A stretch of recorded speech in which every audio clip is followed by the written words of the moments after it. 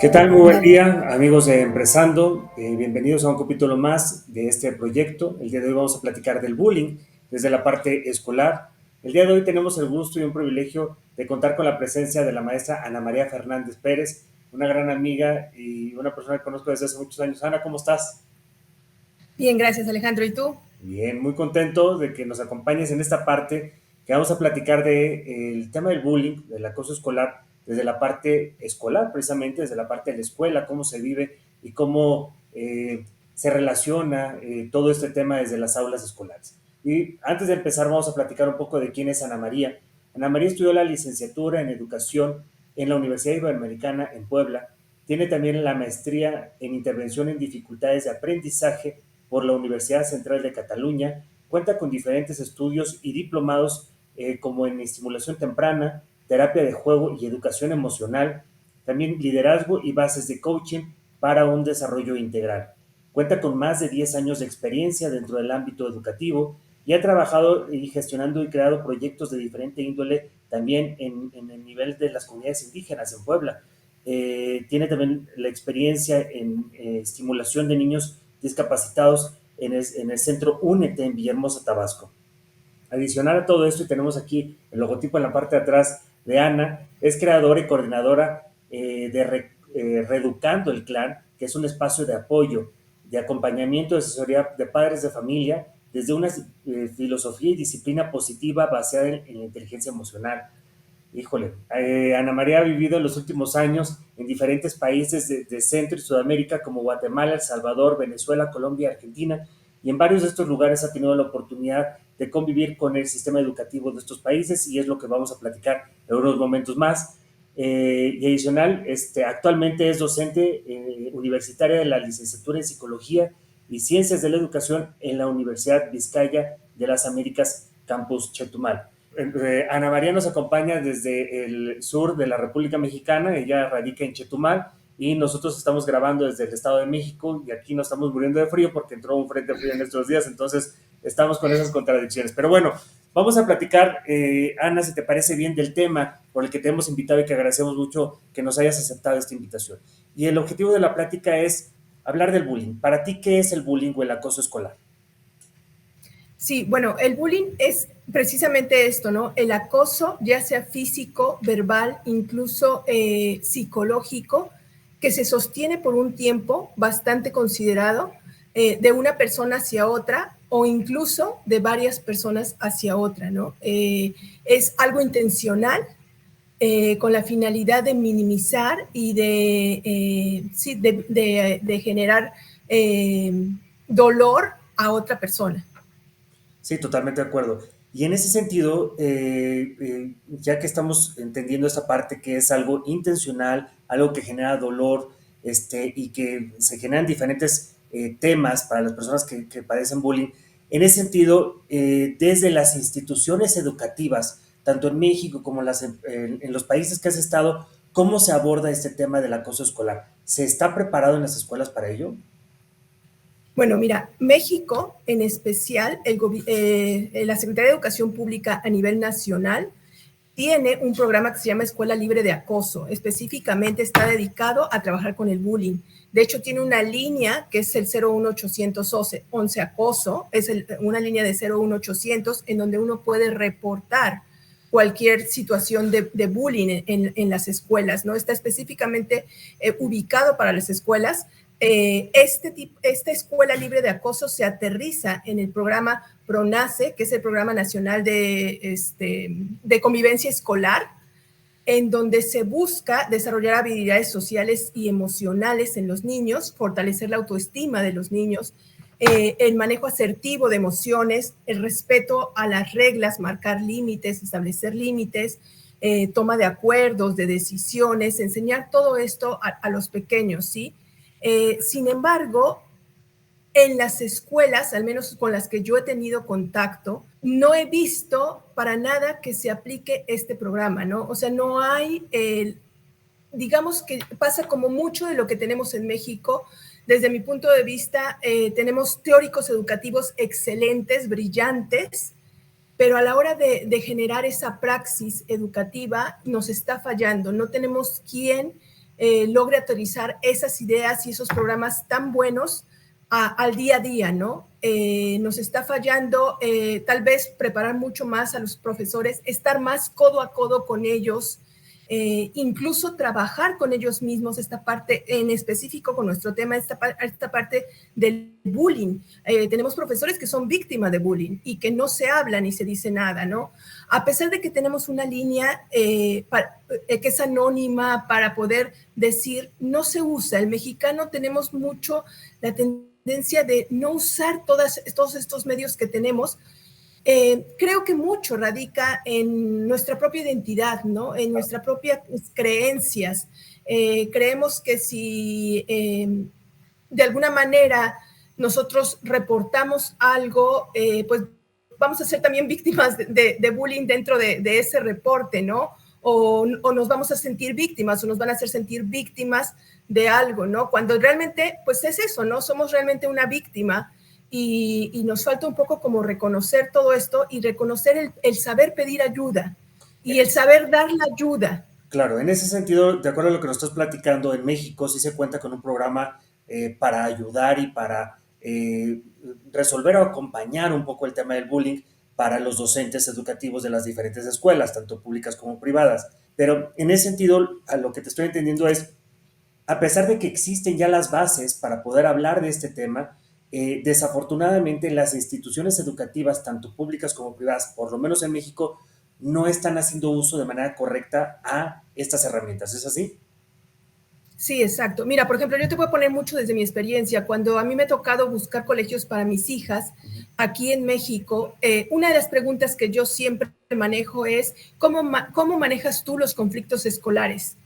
Y mi gran sorpresa es que ninguna de las escuelas ha sabido responderme, ¿no? Siempre, o sea, obviamente no se quedan callados, ¿no? Pero le dan vueltas a algo claramente marcando que no tienen un programa, no tienen pautas ya definidas para poder manejar un conflicto escolar. Y cuando hablamos de, bueno, ¿qué tan alto es el bullying en esta escuela? Bueno, como en todos lados, que es algo que no te dice nada. O sea, como en todos lados, ¿cuáles, no? Claro. Y no hay como una respuesta clara, concreta, que te diga, estamos manejándolo así. Y cuando tú lo ves de cerca, por ejemplo, yo en la universidad, igual no hay algo en donde haya pautas específicas, puntos que tú tengas que ir cubriendo. Porque, a ver, esta parte del trabajo del bullying es trabajar con las emociones y tenemos que ya hacer pasos precisos que nos vayan orientando a cómo manejarlas. No quiero decir que con esto lo hagamos de manera mecánica, pero sí que tengamos guías que nos permitan poder manejar todo esto y saber cómo responder y apoyar a las personas, tanto el que está generando el bullying como el que lo está recibiendo. Totalmente de acuerdo. Y en ese sentido, de acuerdo a tu experiencia, porque tengo entendido que también tuviste la oportunidad de dar clases, ser docente en otros países de Centroamérica. ¿Cuál crees que es la diferencia de México contra otros países que sí has estado y que tal vez haya un mejor manejo de este tema del acoso escolar? Ok, sí, mira, por ejemplo, en Colombia, a mí me llamó mucho la atención y yo creo que es un poco por su historia. Ellos han sido, pues, como sabemos un poco, ellos han tenido una historia fuerte con el narcotráfico y eso ha generado que ellos, dentro de sus escuelas, dentro de sus instituciones educativas, generen una cultura de educar hacia la paz. Entonces, ellos tienen programas específicos y nos los mencionaban mucho en el colegio cuando llevábamos a las niñas de cómo trabajar con los pequeños cuando hay un caso de bullying, ¿no?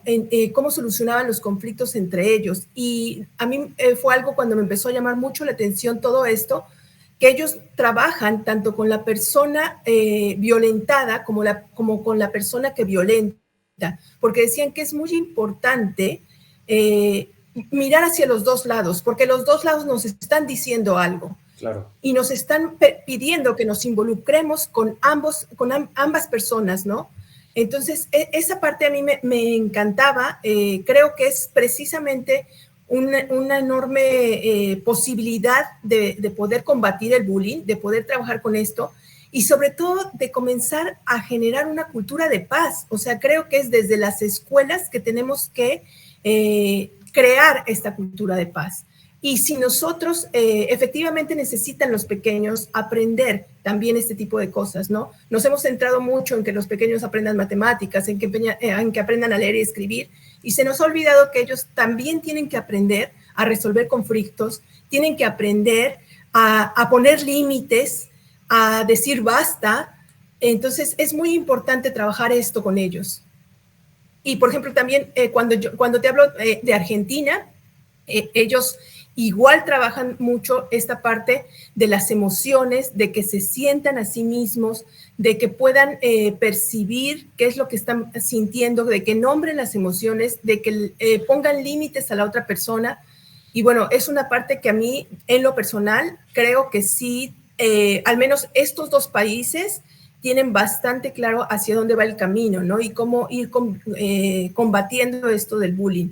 No quiere decir que no exista un bullying dentro de las escuelas, ¿no? Pero por lo menos ya se tiene mucho más claro los pasos y los procesos que se tienen que seguir para trabajarlo. En ese sentido, de acuerdo a lo que nos estás platicando, de acuerdo a tu experiencia, tú ves una grata experiencia, valga la redundancia, en el sentido tanto de Colombia como en Argentina, en donde está habiendo un buen acompañamiento por parte de las instituciones educativas y por ende por parte del gobierno y los programas que están manejando, ¿no? En ese sentido, ¿tú qué crees que haga falta Sí. en México para poder realmente, si el gobierno, de acuerdo a lo que estás platicando en nuestros países, la Secretaría de Educación Pública tiene el programa vigente y tiene las herramientas vigentes, ¿por qué no las escuelas están haciendo uso de ellas? ¿Qué se necesitaría para? Yo creo, desde mi punto de vista, y obviamente es pues una crítica muy subjetiva, creo que como mexicanos estamos muy acostumbrados a responder a lo que quieren que respondamos, Okay. a hacer lo que quieren que hagamos. Entonces, si bien existen los programas, los colegios están acostumbrados a darle respuestas a la Secretaría de Educación Pública que quieren que la Secretaría de Educación Pública quiere recibir. Claro. Y de alguna manera, la Secretaría de Educación Pública quiere recibir estadísticas.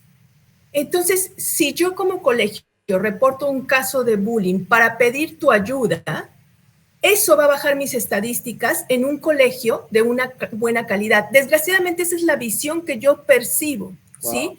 En lugar de verla por el otro lado, que, bueno, es un colegio que está poniendo atención a este tipo de casos y está buscando la ayuda y está buscando poder solucionar esto, ¿no? Más bien se ve por el lado de las estadísticas y del lado de, pues de no tirar esa figura que se tiene del colegio, como un colegio en donde se vive un ambiente de armonía. Ahora, yo creo que definitivamente como seres humanos es difícil vivir todo el tiempo en armonía. Claro, total. Por eso lo importante es aprender a resolver los conflictos de una manera asertiva. Totalmente de acuerdo. Y bueno, Y eso es básico. Y como bien lo sí, perdón. mencionas, pues eso en gran medida las escuelas tienen cierta responsabilidad o gran responsabilidad para poder ayudar en ese acompañamiento a los niños a lo largo del tiempo y del crecimiento y el desarrollo que van teniendo, poder ayudarlos y orientarlos a una cultura de paz, como lo estás mencionando, que se tiene en otros países, ¿no? Creo que ese es el punto, ¿no? Dejamos de enfocarnos en lo realmente importante, que son los niños, que son nuestros adolescentes, que son nuestros jóvenes, para enfocarnos en lo que se espera que cumplamos en los procesos educativos. Y se nos olvida el objetivo principal, que son las personas, ¿no? Sí, totalmente de acuerdo. Y en ese aspecto, Ana, tocabas un punto bien importante y mencionabas de Colombia, de la experiencia de Colombia, en donde se aborda el tema del acoso, tanto de la persona que es la acosada como el acosador. En ese aspecto, de acuerdo a tu experiencia, tanto de docente como madre de familia, y en esta experiencia que te ha tocado vivir, de vivir en diferentes países, ¿tú qué consideras que es más importante abordar? O sea, tocar el lado desde la víctima, desde la persona que es acosada, o poder abordarlo en primera instancia desde el lado del acosador. ¿Qué opinas de esto? Mira, para mí ambos son muy importantes, muy, muy importantes. Y tienen que ser en paralelo. Tenemos que trabajar con los dos en paralelo. Sin embargo, creo que tenemos que poner mucho ojo y mucho cuidado en apoyar a aquel pequeño o aquel adolescente o joven que está siendo el acosado. ¿Por qué? Porque nos está diciendo que esa víctima es porque tiene una autoestima de alguna manera que no le está permitiendo marcar límites claros hacia sí mismo. Claro. Y entonces eso está permitiendo que los demás pasen sobre de él. Y para mí es muy importante que todos los seres humanos podamos reconocernos como tales y podamos saber que nadie puede pasar sobre nosotros y que nosotros somos quienes marcamos eso en la medida en que ponemos los límites, y que es muy importante saber decir no, es muy importante saber decir eso no me gusta, háblame de una manera diferente, no te me acerques, ahora no quiero jugar contigo, y todo ese tipo de pautas que tienen que irse dando y que se tienen que respetar en un niño pequeño, que muchas veces nosotros como adultos somos quienes les vamos enseñando a que sus límites no son válidos. Y entonces vamos creciendo con esa idea de que mi límite no es válido porque, ay, bueno, ¿qué importa? Total, préstale el juguete un ratito o juega con él un ratito. Y no nos vamos más allá a, bueno, en realidad, ¿es el juguete lo que no quiere prestar o es algo más que está diciendo? En realidad, ¿es con el niño que no quiere jugar o algo más me está diciendo? Entonces, siempre vemos por encima las cosas y bueno, juzgamos también desde nuestra óptica, nuestra óptica de adultos, ¿no? Y juzgamos también desde nuestra historia de vida, de alguna manera. Creo que somos una generación también que fuimos muy educada en minimizar nuestras emociones. Ay, no pasa nada, tranquilo, no pasa nada. Y claro que pasa, sí pasa. Si tú te sientes mal, si no te gusta lo que alguien está haciendo, claro que pasa, no te gusta por algo. El cuerpo humano tiene las emociones precisamente para decirnos que algo no está como tiene que ser o que algo sí nos agrada acerca de lo que nosotros somos y de lo que queremos, ¿no? Por ejemplo, la emoción de la ira nos marca que están pasando sobre nuestros límites y tenemos que hacer algo. Pero llega un punto en que han pasado tanto sobre nuestros límites que ya ni siquiera se genera ira sobre nosotros. Ya más bien es tristeza y ya más bien llega un punto en que llegamos a esa emoción de desolación.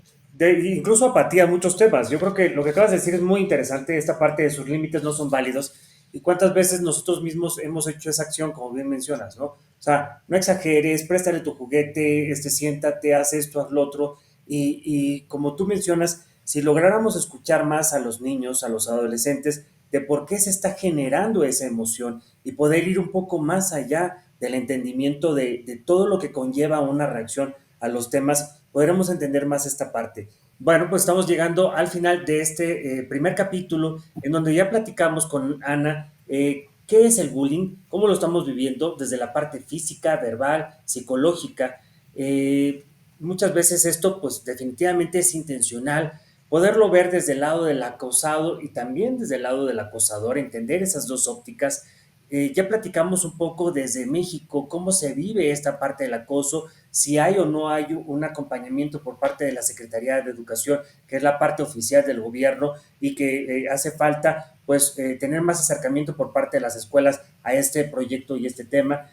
Muchas gracias, Ana. En la segunda parte de esta entrevista vamos a platicar y vamos a escuchar cómo se vive el acoso desde otras partes del mundo, cómo se vive el acoso desde Colombia y Argentina, y también vamos a platicar desde qué óptica debemos de ver el tema del acoso. ¿Nos debemos de enfocar a la persona que es la víctima, que es el acosado, o tenemos que enfocarnos desde la parte del acosador? Vamos a ver cómo como profesor y docente debemos enfocar y atender un tema de acoso, y también como padres cómo debemos de identificar si nuestros hijos están pasando por una situación difícil. Ana, muchas gracias por este primer capítulo y ahorita nos vemos en el segundo. Gracias a ti. Un abrazo.